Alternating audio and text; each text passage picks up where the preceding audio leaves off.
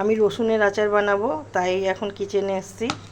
নিয়ে নিয়েছি রসুন, এটা ধুয়ে পরিষ্কার করে নিয়েছি একটা আম, কাঁচা আম। এই কাঁচা আম দিয়ে আমি আজকে রসুনের আচার বানাবো। নিয়েছি অনেকটা পরিমাণ কাঁচা লঙ্কা, আর এখানে আছে কিছু গোটা মশলা, এগুলোকে ড্রাই রোস্ট করে নেব।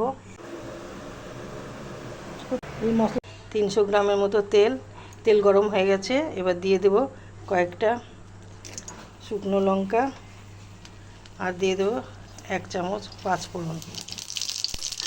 এবার দিয়ে দেবো রসুনটা।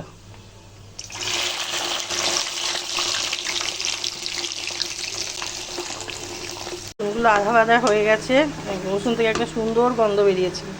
এবার দিয়ে দেব এই নুন, এখন আমি নুন দিইনি।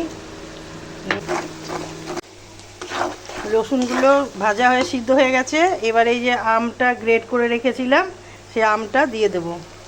গ্রেট করা আমটা দিয়ে দিলাম, দিয়ে কুচিয়ে রাখা কাঁচা লঙ্কাগুলো, আর দিয়ে দেব স্বাদের জন্য এই যে 1 চামচ চিনি।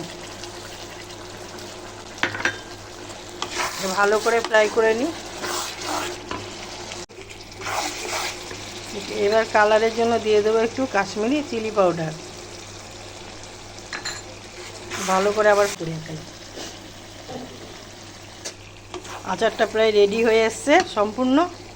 এবার এর মধ্যে দিয়ে দেবো এই যে গুঁড়ো করে রাখা মশলাটা, ভেজে গুঁড়ো করে রেখেছি যে মশলাটা, সেই মশলাটা দিয়ে ভালো করে মিশিয়ে, এই যে রসুনের আচারটা আমার পুরো কমপ্লিট হয়ে গেছে।